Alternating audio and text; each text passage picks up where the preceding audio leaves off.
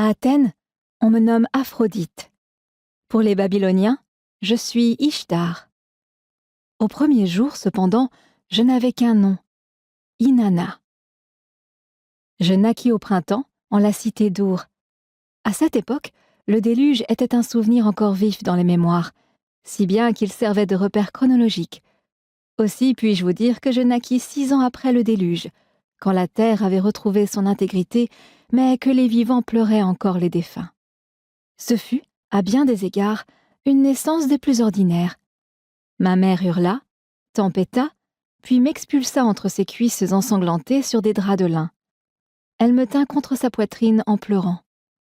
Mon père, à genoux près d'elle, se pressait anxieusement les mains. La prêtresse me déposa dans un berceau de buis ancien. Elle compta mes orteils, mes doigts, puis posa délicatement l'oreille contre mon cœur. « Elle vivra », assura-t-elle à mes parents avec un sourire chaleureux.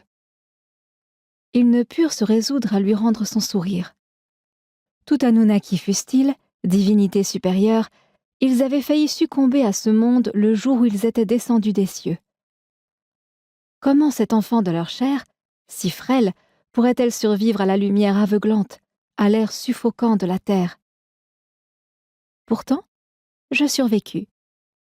Oh, comme je m'épanouis dans la lumière caustique de la terre, comme je forcis sous son ciel de cobalt éclatant. À ma première inspiration, je humais le parfum de cèdre des jardins palatiaux et l'air salin de la mer. Mon expiration subséquente s'accompagna du chant des grenouilles dans le marais. Cette abondance de sensations m'emplissait de félicité. Le poison d'antan de ma famille était pour moi un cordial. Bientôt, la nouvelle se répandit dans les cités-États de Sumer.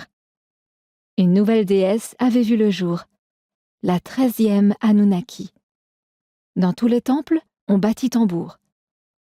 Ma mère resplendissait de bonheur, m'effleurant le bout du nez d'un baiser léger, elle murmura « Loué soit Inanna ».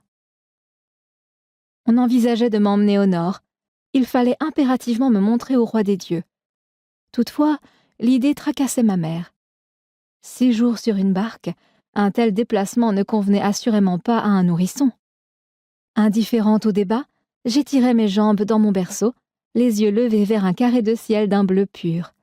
Sans crier gare, une volée de martinets s'y invita.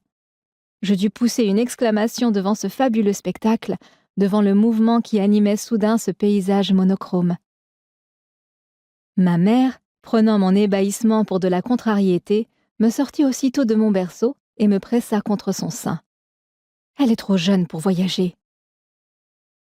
7 jours plus tard, une voile blanche se profila à l'horizon, inclinée contre les facétieux vents vernaux. Un esquif du temple blanc. Quiconque s'avisait de retarder une telle embarcation s'exposait au châtiment ultime. Celle-ci avait descendu le fleuve en un temps exceptionnel de 2 jours et 2 nuits.